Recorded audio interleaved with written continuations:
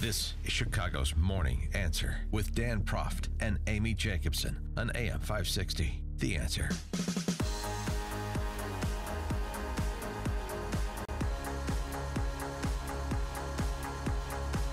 Good morning, Dan and Amy. Congresswoman Frederica Wilson responding this morning on CNN to General Kelly's remarkable press conference yesterday, in which he was critical of her, not by name, but certainly by description, of how she chose to politicize the president's call to the widow of Staff Sergeant LaDavid Johnson.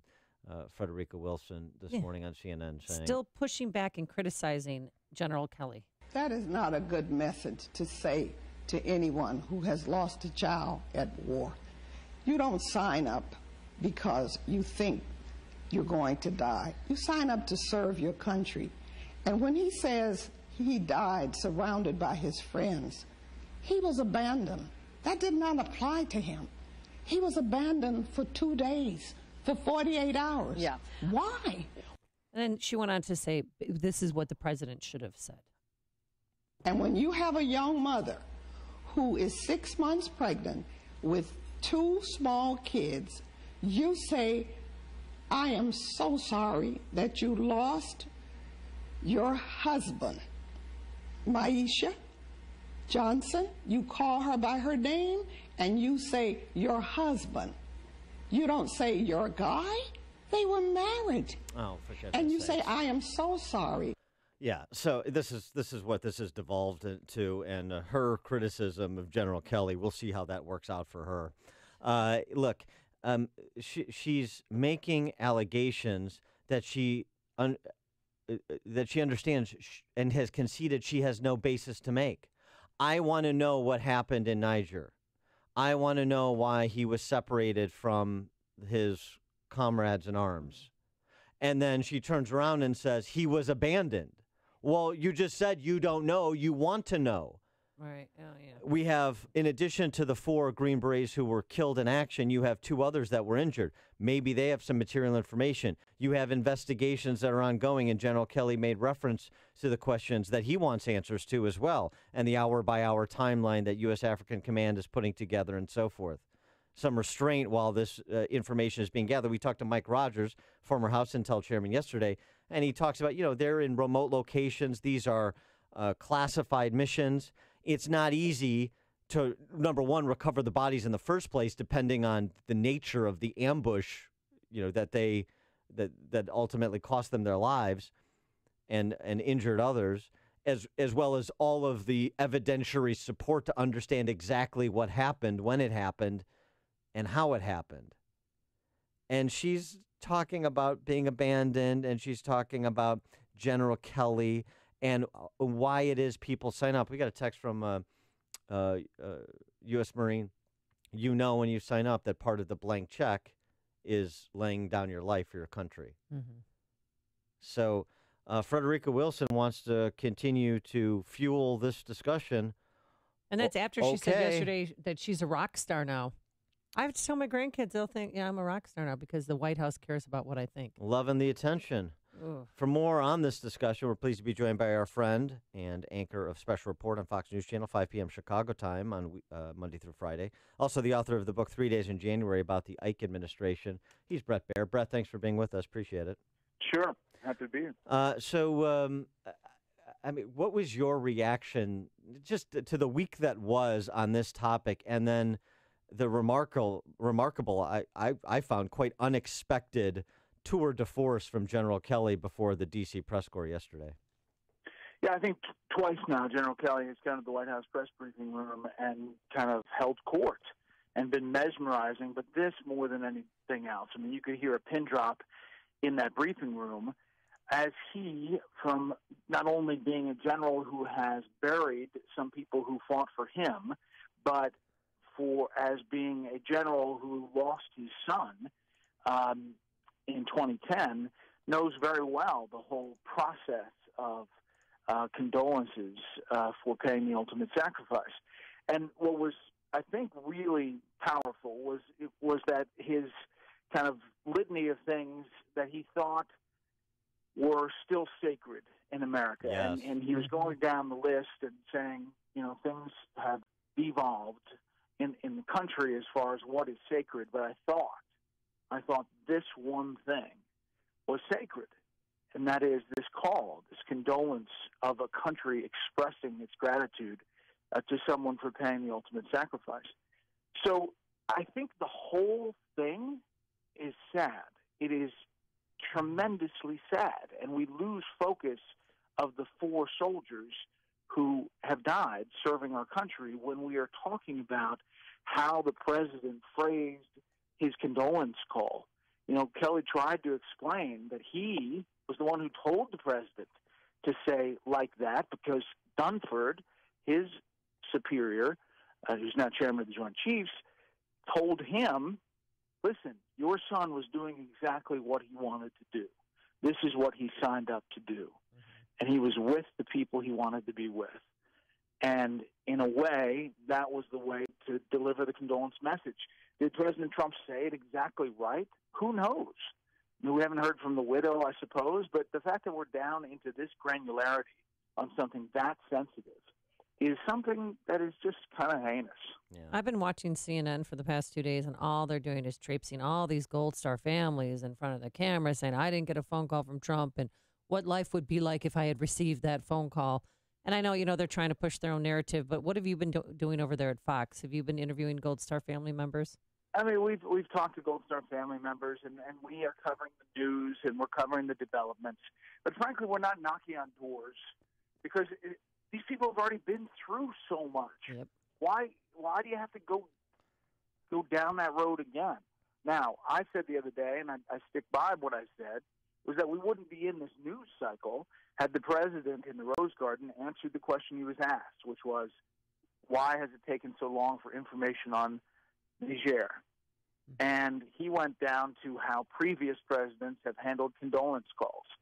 Well, that really wasn't the question, and we're not sure why he answered the way he did. But then he doubled down and said, asked about it on radio, said, well, you should ask General Kelly because President Obama didn't call him.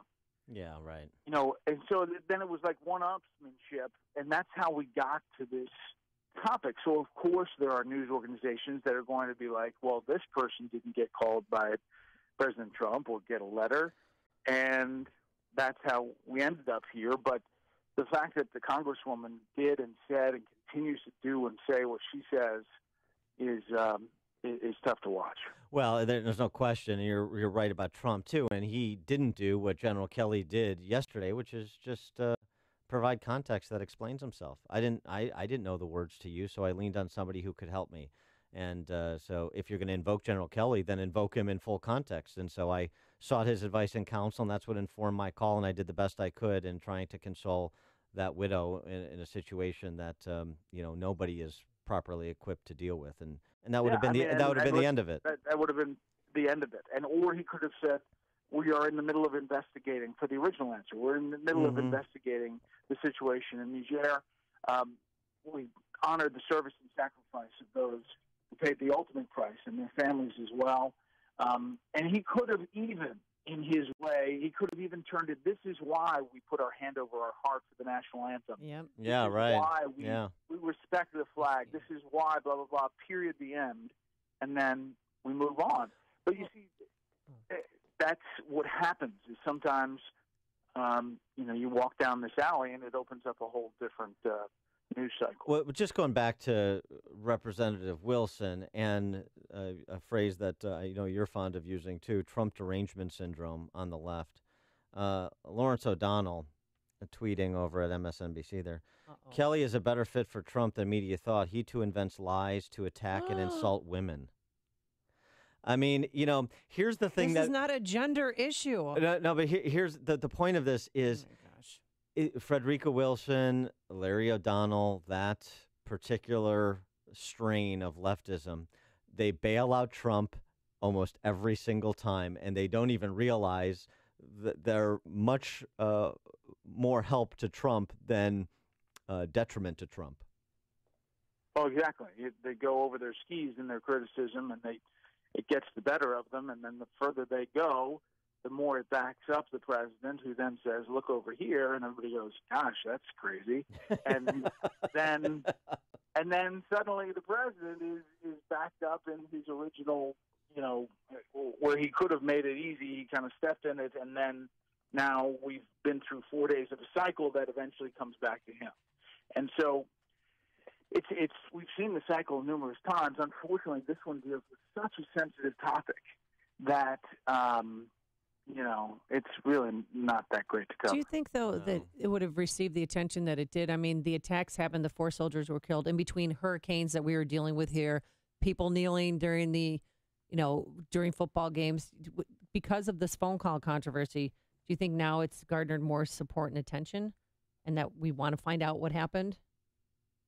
Yeah, I do think that the whole controversy has added to the spotlight. I think eventually we would have been pressing anyway. They came out with a brief answer right away that a lot of the media had forgotten. Sarah Huckabee Sanders made a statement at the podium. AFRICOM put out a statement. But the details of exactly what happened, the TikTok, we don't know. And I think, always we should know when U.S. service members die in the field. Also, yesterday you had 2 former presidents out speaking, one on the campaign trail for Democrat candidates for governor in Jersey and Virginia, that being Barack Obama, talking about politics of division and sort of his usual patter. And then also George W. Bush at a George W. Bush Institute event where he talks about kind of our divisive political climate, bigotry has no place in America, and the like. And it was interesting, the W's comments were interpreted by several D.C. outlets like Politico as targeting Trump and Trumpism. I interpret those remarks to be much broader than that, particularly in the context of W saying previously he doesn't, when asked about criticizing Obama during Obama's presidency, I don't do that because I think it demeans the presidency. It's not helpful. And I assume that's still his posture. I thought his comments were much broader about some of the divisiveness and kind of dismal discourse across the political spectrum. How did you receive what W had to say? Yeah, I think it was designed to be broader, but obviously the people who cover the White House and cover this president put the blueprint over some of the things the president has said and done. And but like Karl Rove said that the speech was designed to be a broader thing about our culture and about sensitivity to people's feelings, that suddenly, quickly it gets to a much more aggressive stance in social media and other places. But clearly it was taken in Washington as being, or at least referencing Trump while not naming him. He is Bret Baier, anchor of Fox News' Special Report, weekdays, 5 p.m. Chicago time on Fox, and the book, 3 Days in January, about President Dwight D. Eisenhower. Bret, thanks always for joining us. Have a good weekend. All right, we'll see you. And he joined us on our turnkey.pro answer line. Connect with Dan and Amy on the AM 560 The Answer mobile app. Just text the word app to 64636 to download the app today.